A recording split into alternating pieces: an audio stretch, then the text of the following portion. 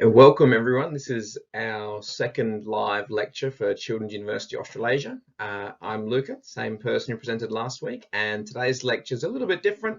We're focusing on physics. So the title, May the Force Be With You, all the different forces and things you will experience, and nothing to do with Star Wars. Now, there will be some sort of interaction in this activity, so you students will have some demonstrations you'll be working through with me. So for that, you're going to need to have for yourself a tennis ball or some other ball, a balloon, two novels, and an empty plastic drink bottle for us to use. So if you don't already have them, you can pause the live broadcast and come back to that, and we can bring you up to speed. But please do have them. But if you do have them with you, it'll make the experience a bit more enjoyable. So we're going to start off just by talking about physics. So that's the theme of today's science lecture, is really physics. So some of you, particularly those in primary school, you may have heard about physics, but you may not have particularly focused on it just yet in school. Physics is the study of matter and their motion or movement through space and time. So effectively, why do things move, and where do they move, and how fast, that sort of thing. Now, one of the rules of physics is, we know that this is one of the very first laws of motion designed by Isaac Newton, a famous scientist many of you would already have heard of. Is Isaac Newton told us that something will stay still unless something else acts on it. So an object will stay still unless a force is acted upon it. That's Newton's first law of motion. So as an example, this tennis ball, if I don't do anything to it, it would stay perfectly still. Okay, it only becomes to move when we apply a force to it. So that's one of the governing principles of all of physics, and that is why we consider physics, I guess, to be the study of forces as well. Now, there are lots and lots of different occupations that a physicist can be involved in. They're involved in engineering, buildings and that sort of thing. They're heavily involved in space travel. Some of the most talented physicists in the world work for NASA and are involved in solving some of those issues we talked about in last week's lecture, such as getting man onto Mars and that kind of thing. They do some really interesting things like constructing roller coasters. So every time you're on a roller coaster, that's a physicist who's designed that, and to make sure you get that absolute maximum speed and you get that sort of rush that you feel. And those of you that have played Roller Coaster Tycoon, that's you playing a game where you're effectively being a physicist. And they're also really heavily involved in the design of race cars, because physicists are great at working out, well, how do we make that car? How can we design it? How can we shape it so that it reaches its maximum speed as it cuts through the air? So if you're interested in physics and this kind of thing you do find enjoyable to learn about, there are lots and lots of great career paths out there for you. So, like I said, we're going to talk about some different forces today. And the first force we're going to discuss is one that we actually talked about in a fair bit of detail during the space lecture last week, and that is gravity. So we all know gravity as that force that it keeps us on Earth. But last thing we talked about the fact that gravity isn't just about pulling us towards Earth. In fact, every single object, it has its own gravitational pull, and every single object wants to pull us toward one another. Can you remember why we don't feel the gravity, for example, of this tennis ball? Why don't I feel the gravitational pull between myself and the tennis ball? Hopefully you do remember it's because, well, in our environment, I'm in my room here, but in our environment, the biggest thing in anyone's environment is Earth. And Earth has the strongest gravitational pull, and it's so much stronger than any other gravitational pull from any sort of object we encounter. That is the only one we feel. It's just so much stronger that we can't feel anything else. So that's why we think of gravity as the force which pulls us towards Earth. The bigger an object is, the stronger a gravitational force it would have. Okay, so for example, let's take just this empty balloon is smaller and lighter than the ball we have here. So there's more gravity from this ball than there is from this empty balloon. But the way they interact with gravity as well is going to be different, and we're going to see a little bit of that. So I'm just going to switch the screen, and I'm going to show you some demonstrations and also kind of explain how can we counter gravity. So when you're demonstrating something like gravity, the easiest thing to do is just to grab a ball, any sort of ball. So each of you now, if you've got a ball with you, whether it be a tennis ball or a golf ball, whatever it might be, is grab that ball and we can do the very simplest demonstration of gravity, which is to hold a ball up in the air and to drop it. And what happens when we drop a ball? It falls back down. So that ball, when it's up here, it wants to stay perfectly still, but the force of gravity pulls it back down once again because the Earth is so much more massive. The gravitational pull from the Earth pulls this ball back down and it wants to go there. Okay, so that's a very obvious sign of gravity. What we also notice though as we drop a ball is we notice that the ball bounces back up. Okay, so we're holding it up here. As I drop it, it may not drop too far. I'm only dropping it down to a desk, but if you look at the bottom of the screen, you should see the ball drops back down and you should still be able to see it at the bottom of the screen. So I'll let go and it does come just up to the bottom of the screen. Now the reason for that is, well, gravity is one of the reasons. The gravity is the reason the ball drops down and goes towards Earth, but gravity isn't why it bounces back up. A reason the ball bounces back up can be explained by going back to Isaac Newton. We talked about his first law earlier on, is moving along to Newton's third law. And Newton's third law states that for every action, there is an opposite and equal reaction. So if you think about it that way, as this ball is coming down, it's coming down, it's coming down, it's got force, it's got energy, and it's hitting the table. It's hitting the table with a certain amount of force. As this ball hits the table and hits it downward, this table that's here, because of Newton's third law, it hits the ball back.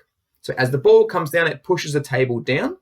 The table pushes the ball back up. And when it pushes it back up, once again, the ball is able to move with more of a force, so it's able to overcome gravity just for that split second. It's not a lot, but just for that split second, gives it enough time just to be able to bounce back up. So as we do it one more time, you'll watch the ball come down. It will exert a downward force on the table or the floor in front of you doing this at home. At the same time as the ball pushes down on the surface, that surface pushes the ball back up, and that's why you see the ball bounce. So one last time. And it will happen a few times until there's no longer enough energy movement between the ball and the table or the surface that you're working with to be able to overcome the force of gravity. So is that the only way we can overcome gravity? We've talked about jumping, we've talked about the equal and opposite reaction. Well, there is one more way, and that's what you see when we have spacecrafts. I mean, going back to last week, we talked about spacecrafts leaving Earth and visiting the moon and visiting Venus and Mars. Spacecrafts also show a really interesting way with which we can overcome gravity. So to demonstrate this, I'll ask you to grab your balloon, your empty balloon that you've got. Hopefully it's not already been inflated. So we've just got an empty balloon here. Stretch it out a little bit.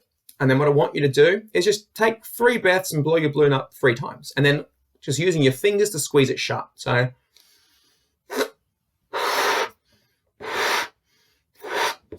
we've got 3 times. Okay, so now we know that if we let go of this balloon, all the air is going to rush out. Now, as that air rushes out, it's going to rush out with force. It's going to push a force downwards. Now, what did Newton's third law tell us? If we have a downwards force from all the air coming out, what are we also going to get? We are going to get an upwards force, which is going to be equal. So as the air rushes out and goes down, it's also, and heads in this direction, it's also going to push itself up because there's an equal and opposite force. Now, what do we think is going to happen if we direct the balloon so that the air all rushes down? What do we think is going to happen to the balloon? That's right. I expect that the balloon is also going to shoot up. That is our hypothesis of activity because the force with which the air is coming out of the balloon, it's going to be strong enough to, just for a split second again, but it's going to be strong enough to overcome gravity. So everyone holding your balloons, making sure the nozzle is facing downwards. And on the count of 3, we're all going to let them go. And I'm going to do it in front of my face so we can see, hopefully you can see on the video, exactly where the balloon travels. Okay, so 1, 2, and 3. It was quick, but you did see the balloon shoot straight up. But then when it got, and then there was no more energy inside of it, there was no more air to rush out, we also saw the balloon drop back behind me in there too. So that's another excellent example of how we can overcome gravity. But at the end of the day, gravity always catches up with us. We have to use energy to overcome gravity, whether that be the potential energy in your legs as you jump, whether it be the kinetic energy of a ball as it bounces, or whether you also do the potential energy as you blow up a balloon and then the propulsion comes out. Eventually that energy runs out and we can no longer fight against gravity. And that's why at the end of the day, everything ends up drop him back to earth. So moving along then to our second force we want to talk about, and that is friction.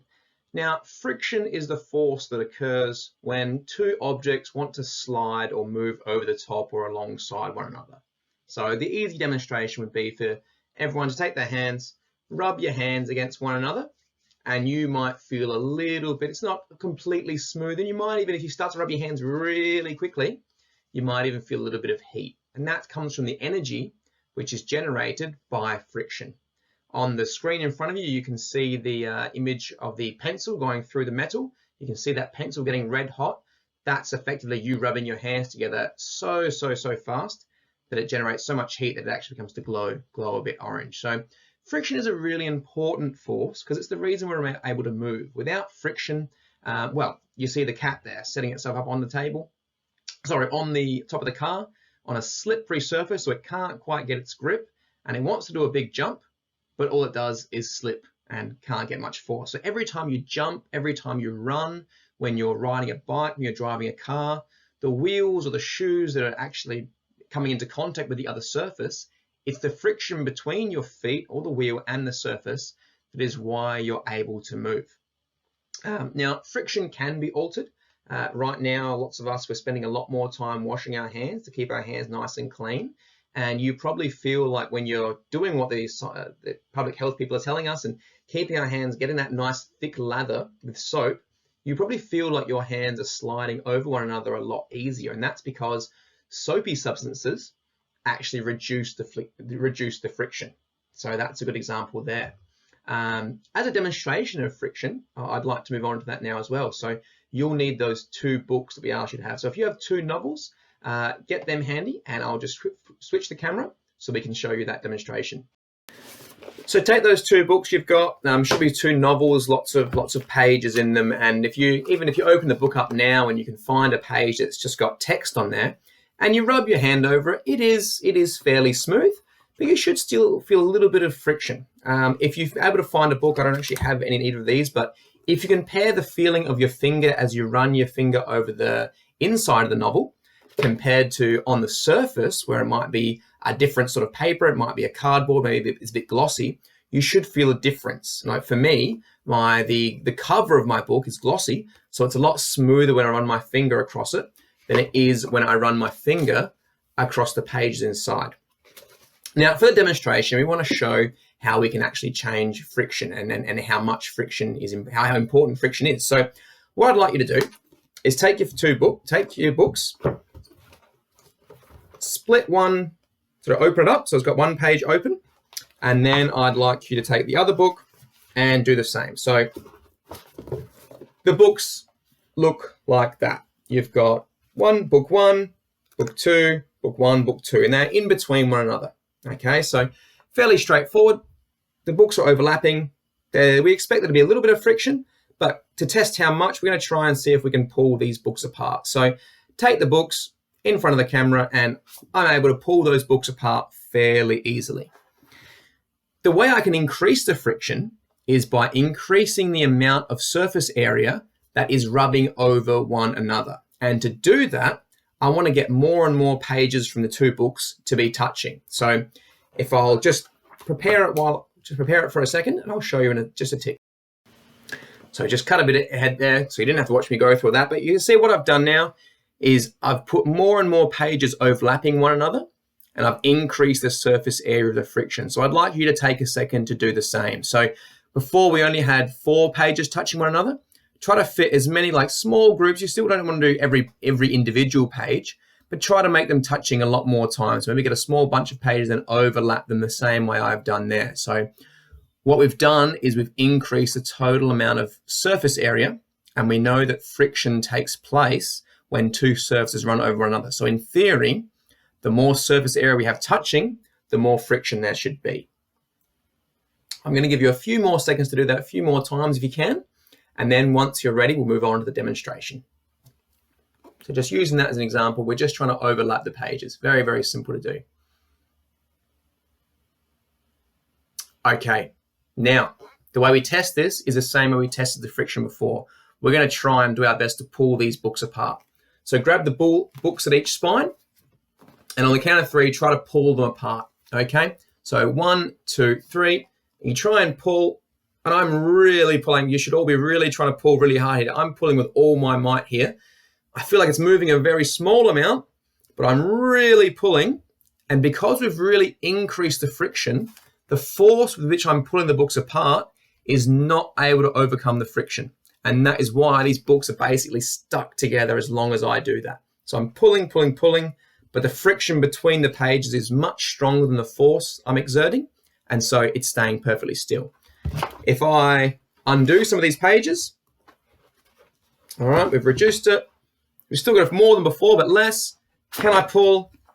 And I am able to pull those books apart. So as we increase the surface area, we increase the amount of friction between the two books, and that force we tried to pull out wasn't able to overcome it, and that's why we stuck those books together. But as we took away some of the surface area, we reduced the amount of friction, and then we were able to pull out with a force that was greater than the friction. So as an example, we talked about before, we were able to, when we jump and we overcome the force of gravity, we were able to pull out and we could overcome the force of friction between the books that was holding them together.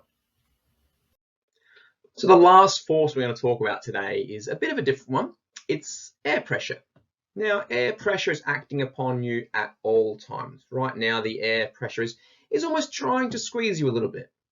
You don't feel that pressure though, because, well, it's always been there. Since you were born, since you came to be, you've always felt the exact same air pressure. So, and it hasn't really changed, so you wouldn't feel it. To you, it just feels like normal. If the air pressure were to significantly increase, you would start to feel it. And if the air pressure were to decrease, well, you'd probably feel that as well. But that's very hard to do because the air pressure is dictated once again by gravity. Gravity is so strong that it pulls air particles towards the surface of the Earth, and that's concentration of particles in the air are what determine the air pressure, and it stays pretty constant because, as we know, gravity is constant all over the Earth as well. The only time you might feel a bit of a change in air pressure is as you get further and further away from the Earth. And how do we do that? Well, for many of us, we would have been lucky enough to be able to travel in a plane before. So as you take off from a plane and you go higher and higher and higher into the sky, you get so high that if you were outside your plane, you'd be in some strife to begin with, but you would certainly feel a difference in air pressure. So one of the key parts of planes is that even while they're very, very high in the air, the cabins remain what they call pressurized, and that is that the cabins remain at the same pressure as humans are used to feeling on Earth.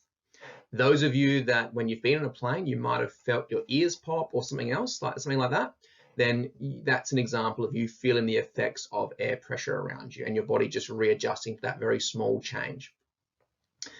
Now, while we may not be able to change air pressure on a larger scale, well, can we do it in a small environment? And I think we can. So we'll go on to our last demonstration, and that is where I need you all to get your empty water bottles out. So you should have your empty water bottle in your hand at the moment. It doesn't have to be water, it could be anything you like, but as long as it's an empty and fairly thin plastic bottle. This won't work with a glass bottle. It probably won't work with the kind of plastic drink bottle, like a reusable that you might take to school a lot, that sort of thing. You really do need a fairly thin and plastic drink bottle. So right now, the air pressure outside the drink bottle is exactly the same as the air pressure inside the drink bottle, okay? The cap is open, air is able to travel in and out, and it's able to stay balanced. If I get my cap and I put my lid on the bottle, once again, the air pressure is exactly the same, okay? We put the cap on, that stopped air traveling in and out, but it's kept the pressure inside the bottle as the same as it was before the cap went on, which we know is the same as the pressure outside the bottle too, all right? So can we think about what we might need to do to be able to change the air pressure within this bottle? Have you got any ideas? Okay, I hope you've come up with a bit of an idea because I've got one in my mind. I also want you to think about what would you see, what would be your observation if we were able to remove the air pressure, the air from this bottle. So if we reduce the air pressure in the bottle, what do you think you would see happen to that bottle? Have a bit of a think about that. Because what I'm going to do now is demonstrate to you how I think the quickest and most efficient way to change the air pressure in this bottle is. What I'm going to do is I'm going to use my own body to suck the air out. So lips go around it, and I'm just going to breathe in, and I'm going to suck in that air that was in that bottle, and I'm going to take that, I'm going to put that into my lungs. Okay, so the air that was in there will no longer be there. Let's see if that changes the air pressure, and let's see what happens to this bottle when I do it. So you would have heard that. You can see it now. The bottle gets crushed. Now, that's not happening because my body is so strong, and I'm able to pull in the air with such a force that it pulls the plastic with it. That is definitely not what's happening there. I do not have that sort of strength in my lungs. What's happening is, as I reduce the air pressure within the bottle, it's no longer strong enough to keep its shape, and it's significantly less than the air pressure around it. Because the air pressure around it is so strong, it pushes in and it crushes it. I want you to think about if you had an egg in your hands and you're putting a little bit more pressure. As you slowly squeezed harder, the egg might hold its shape, but eventually the egg just wouldn't be strong enough. The pressure from the outside would be too great, and you would crush that egg in your hands. That's effectively what's happened here. The force pushing into it as a result of the air pressure in the environment got greater or got bigger difference between the air pressure inside and the air pressure outside. The air pressure inside dropped down, was no longer enough to resist, and so the air pressure from the outside squashed it and made it look like that. Hopefully I can repair it now by blowing the air back into it. To do that, because I was pushing more and more air inside, the air pressure inside was then greater than the air pressure outside. So the air inside really wanted to escape into the environment. It was able to push out with a greater force than the air pressure in the environment. So suddenly there was more pressure inside, which got the bottle to expand back to its natural shape as well. Now, one of the extension activities you've got for yourself, which will be downloadable from the website or through the portal after this, is to use the bottle and the balloon to do a bit of demonstration. I just think I'll take this opportunity to show you exactly what I mean by that. So what you'll do, you'll have your empty bottle, you'll have your balloon, you'll put your balloon into the empty bottle. So it's inside there, and then you'll wrap the opening of the balloon, you'll wrap it around the lid of the bottle there too. So it just goes over the top like that. Oh, not very good job, but it's there. So the balloon is now inside the bottle, and your challenge is to blow that balloon up inside the bottle. Okay? If you can't do it, think about what you might need to change on the bottle to be able to achieve it. Okay, so that's the idea for yourselves. Okay, we'll move back to the question slide. So that brings us to the end of today's lecture. It was a little bit different to what we did last week, a little bit more interactive, but I hope you still found it to be enjoyable, and I hope that the demonstrations helped you to understand a little bit more of the learning I was trying to get across to you. I'm sure some of you have questions, whether it be about a particular force or physics, that sort of stuff, or it might even be questions that are lingering from last week's lecture as well, which I know we weren't able to get to you. I think the best way for us to do that will be for you to put your questions in the comments section below, and we'll do another live broadcast tomorrow where I'm actually able to answer those questions. So put your questions in the comments, whether it be your name or if it's child's name, so we know who to address the answer to, and we'll put a broadcast on tomorrow where we try to answer as many of those questions as we can. Like I said before, this doesn't have to be from today's lecture. I know last week's lecture we weren't able to answer all of your questions, so if you do have a question lingering from the amazing astronomy lecture last week, you can include that in the comments below for this video, and I'll try to answer them tomorrow for you as well. So thank you very much for tuning in today. I hope to see you guys again tomorrow when I try to answer as many of your questions from the 2 lectures as I can. Take care. See you then. Bye.